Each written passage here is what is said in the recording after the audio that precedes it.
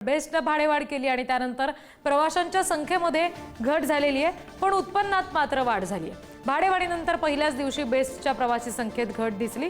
सर्वसाधारण बसचं किमान भाडं 5 रुपयावरून आता थेट 10 रुपये म्हणजे दुप्पट केलं गेलंय, तर वातानुकूलित बसचं भाडं 6 रुपयावरून 12 रुपयांवर गेलंय। एकदम दुपटीनं वाढ झाली आहे, त्यामुळे प्रवाशांमध्ये नाराजी आहे।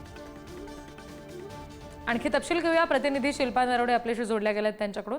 शिल्पा, प्रवाशांच्या नेमके काय प्रतिक्रिया आहेत या सगळ्या संदर्भात?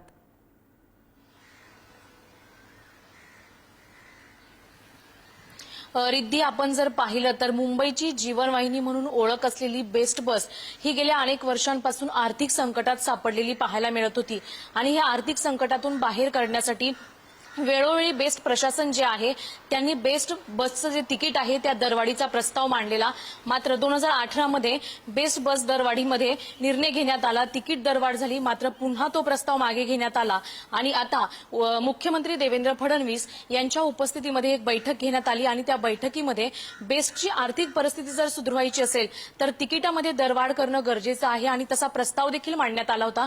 त्या प्रस्तावाला मुख्यमंत्र्यांकडून देखील मान्यता मिळाली आणि त्यानंतर मुंबई महानगरपालिकेचे आयुक्त आणि परिवहन विभागाने याला मंजुरी दिल्यानंतर ताबडतोब बेस्ट प्रशासनाने बेस्ट बसच्या तिकिटाच्या दरवाढ केलेली पाहायला मिळाली आणि ही दरवाढ लागू देखील तातडीने केली। मात्र ही दरवाढ जी केलेली आहे त्या दरवाढीला मुंबई शहरातील जे नागरिक आहेत, सर्वसामान्य नागरिक आहेत, त्यांच्याकडून नाराजगी व्यक्त केली जात आहे।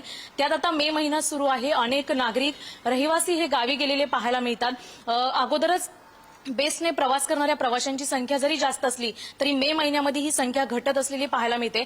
मात्र ही तिकिटात जी दरवाढ केलेली आहे त्याने बेस्ट बसचं आर्थिक उत्पन्न सुधारेल, मात्र सर्वसामान्य नागरिकांच्या खिशाला कात्री का, खिशातूनच त्यांच्या पैसे का काढले जातात असा सवाल सर्वसामान्य प्रवासी करत आहेत। त्याचबरोबर नाराजगी व्यक्त करत बेस्ट प्रशासनाने जी ही दरवाढ केलेली आहे त्या दरवाढीचा फायदा त्यांना होईल, मात्र फटका आम्हाला बसेल। त्यामुळे आपण जर पाहिलं तर पहिल्याच दिवशी प्रवाशांची संख्या ही घटलेली पाहायला मिळाली असं म्हणायला हरकत नाही। शिल्पा, धन्यवाद सगळ्या तपशिलांसाठी।